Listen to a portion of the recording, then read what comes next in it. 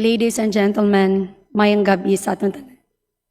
I rise today on a matter of personal and collective privilege with a deep sense of urgency and indignation.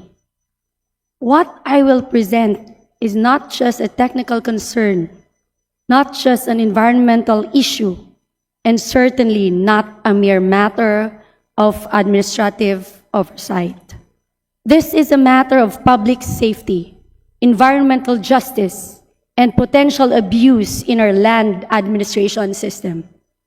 Today, I speak about the mangrove plantations in barangays Balabago, Bituon, Inaktakan, areas that form an essential component of Iloilo Flood Control Project. These mangroves are not ornamental, they are not optional, and they are not dispensable. They are a lifeline. For years, the government invested money, labor, and time to grow these mangroves. And in the recent onslaught of Typhoon Tino, these mangroves proved their worth. Dispersed storm surges, absorbing wave impact, and protecting thousands of families from that could have been catastrophic flooding. The entire country saw the reports. Online and mainstream media praised Iloilo for its resilience. Let us be clear that resilience was not an accident. It was the result of years of environmental planning. Pero ngayon po, Mr. Speaker, isang napakalaking tanong na bumabagbag sa akin. Paano nangyaring isang lugar na malinaw na bahagi ng Iloilo Strait, isang lugar na matagal nang may mangroves, ay bigla na lamang naging titled private property? This is the chain of events. A legitimate landowner in the area, one who has lived near Iloilo Strait for decades, suddenly received a request for the right of way. The request came from individuals claiming to be the registered owners of the mangrove area itself.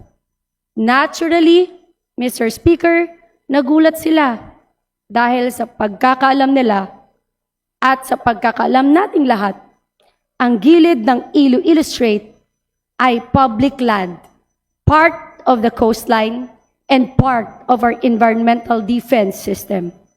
And yet, upon verification, lumabas na may 3 homestead patents na na-issue covering a total of 50 hectares of this coastline, or 500,000 square meters of what should have been mangrove conservation zones.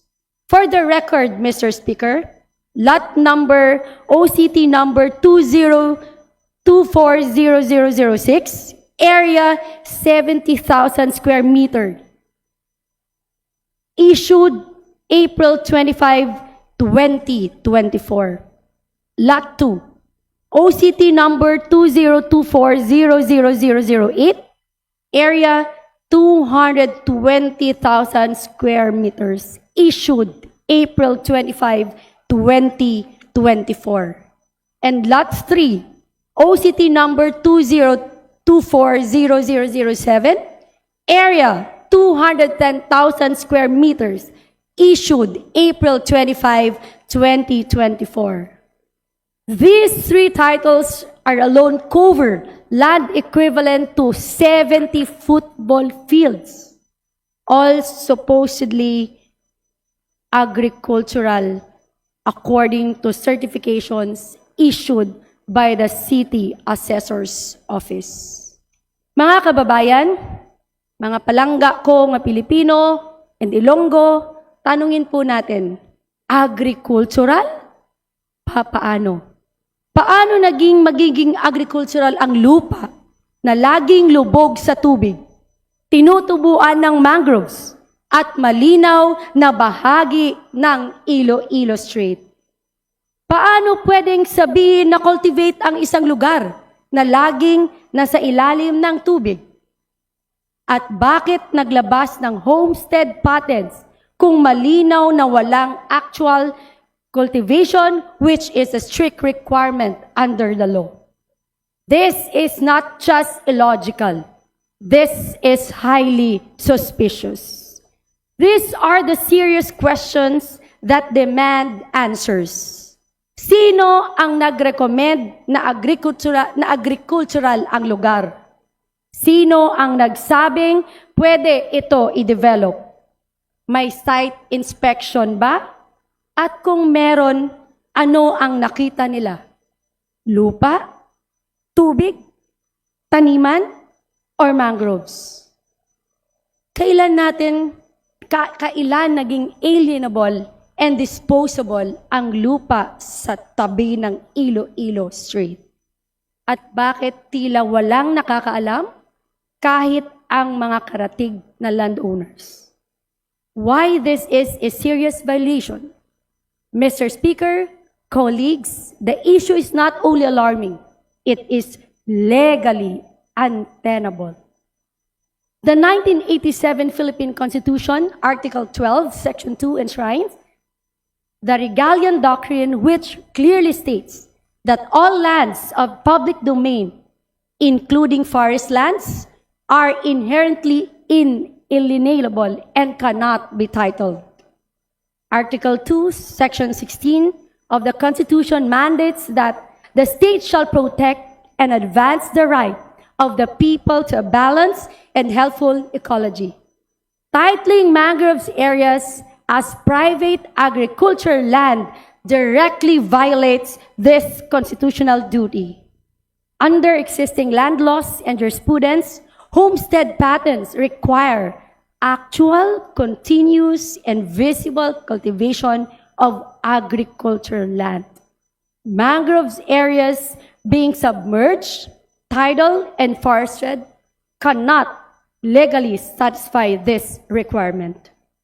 DNR administrative orders and Supreme Court ruling have constituently held that mangroves are protected forest resources.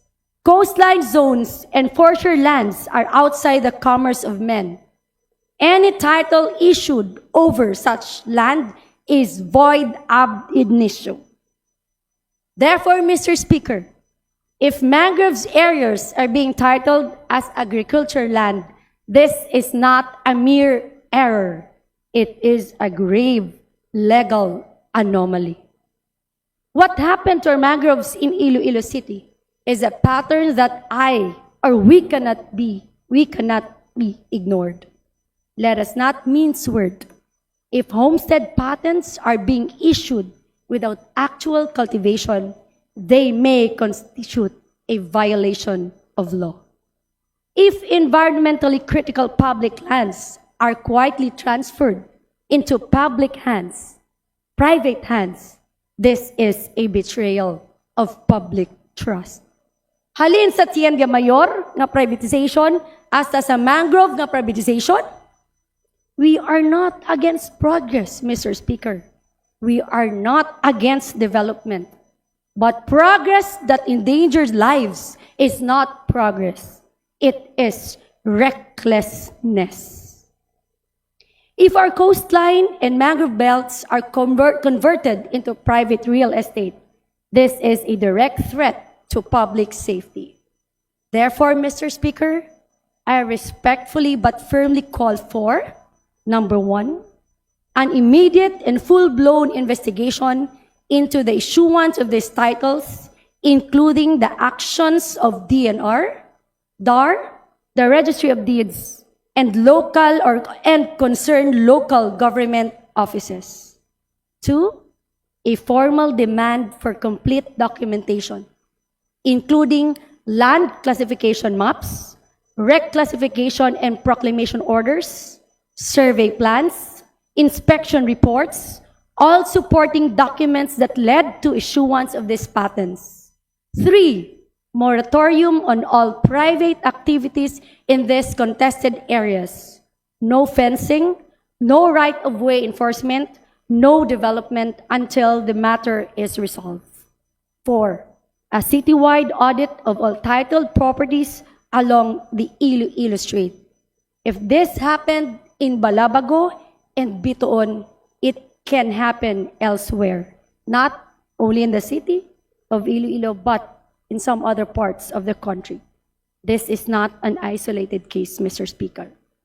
It may be systematic. Number 5, formal recognition and protection of mangrove belt as vital component of disaster risk reduction and climate resilience. Mr. Speaker, my dear colleagues, let us be clear. Mangroves save lives. They saved us during Typhoon Tino, but they will save us again, but only if we protect them now. I refuse to stand idly by while 50 hectares of critical mangrove coastline risk being erased, privatized, and stripped of their ecological purpose. Hindi lang po ito tungkol sa lupa. Ito ay tungkol sa seguridad ng buong Iloilo. Madamo nga salamat, Mr. Speaker, kag mayang gabigid sa atong tanan.